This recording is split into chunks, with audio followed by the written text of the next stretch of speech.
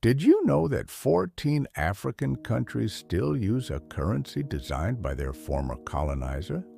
Yes, it's called the CFA Franc. And make no mistake, it's one of the most dangerous tools still keeping Africa in economic chains.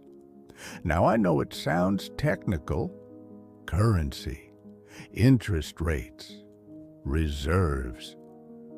But let's break it down in simple terms, like we're just talking face to face.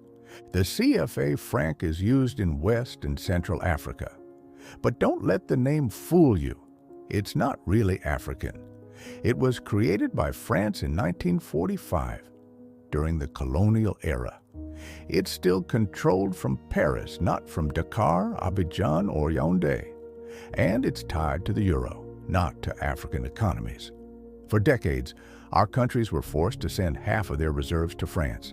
Even now, France holds sway over our central banks, the BCEAO and BEAC. So, what does that mean for us? It means we don't decide how to spend or manage our own money.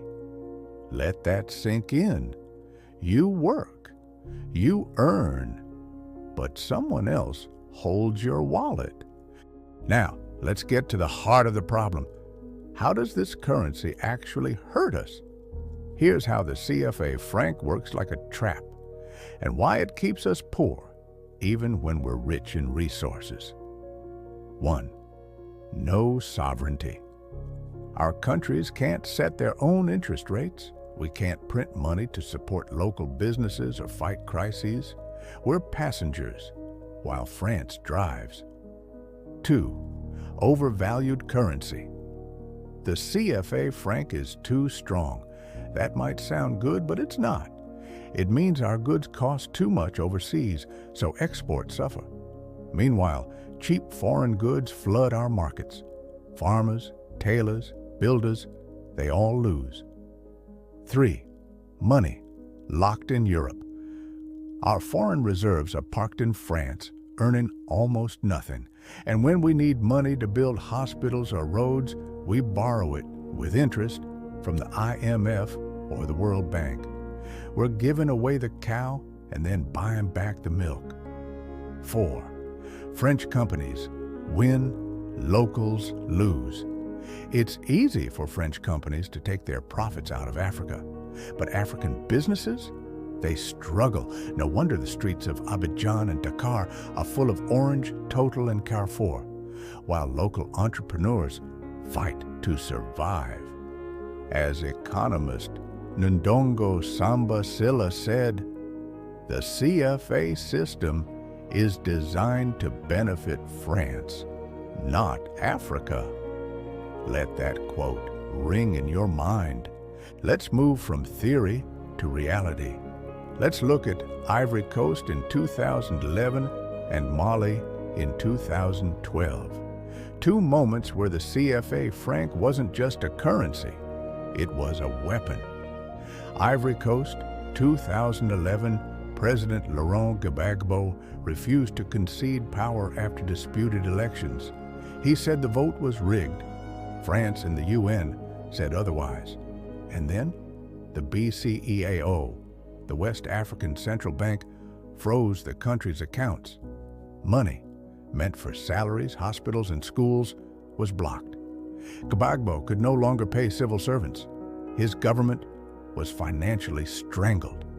The CFA franc became a tool of pressure, used not by Ivorians, but by outsiders. Eventually, French troops and UN forces helped arrest Gbagbo. Whether you support him or not, the message was clear. If you don't follow the line, they can cut off your money. Mali, 2012, same script, different country. After a coup in Mali, the new transitional government didn't align with French interests.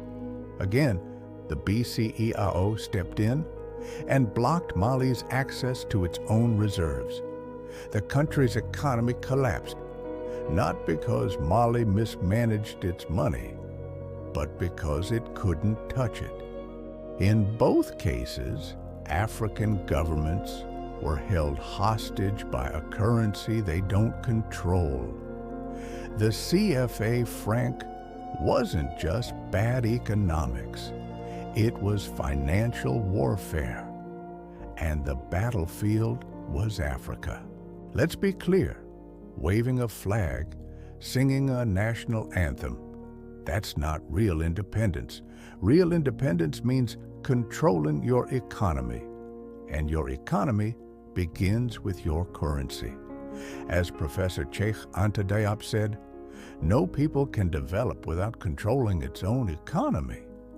We can't talk about Pan-Africanism, unity, or freedom if we're still waiting for someone else to approve our bank transfers. Now let's look at Russia. In 2022, the West came hard with sanctions. They cut Russia off from SWIFT, froze billions in foreign reserves, attacked the ruble. But did Russia collapse? No. Why? Because Russia turned to its own strengths. They demanded gas payments in rubles, briefly backed their currency with gold, and used their natural resources, oil, gas, grain, as leverage. Result? The ruble recovered.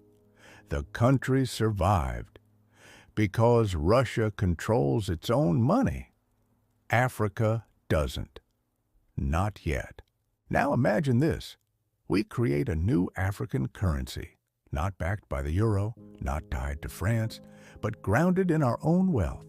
Gold from Mali and Ghana, oil from Nigeria and Gabon, cocoa from Ivory Coast, bauxite from Guinea.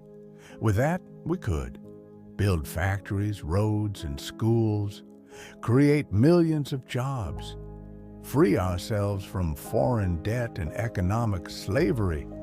Instead of storing our reserves in Paris, we invest them right here, at home. Here's the uncomfortable truth. Any African leader who says, let's keep the CFA franc, or let's just rename it the ECO, is either ignorant of history corrupt, chasing personal gain, or working against Africa's future. Let's stop pretending. These are not patriots. They are obstacles to development. They are defenders of a colonial trap. The African continent is not poor, it is being kept poor. And one of the chains still holding us back is called the CFA Franc. Money is power. Money is independence. Let's remember those who lit the way. Thomas Sankara, who warned us. Professor Cheikh Anta Diop, who taught us. Laurent Gbagbo, who resisted. Ndongo Samba Sylla, who exposes it today. It's time to create our own money. It's time to stand tall with our gold, our oil, our people. It's time to say goodbye to the CFA for good. Share this message. Let it echo across the continent, because truth is the first step toward freedom. Africa must rise. Africa must decide.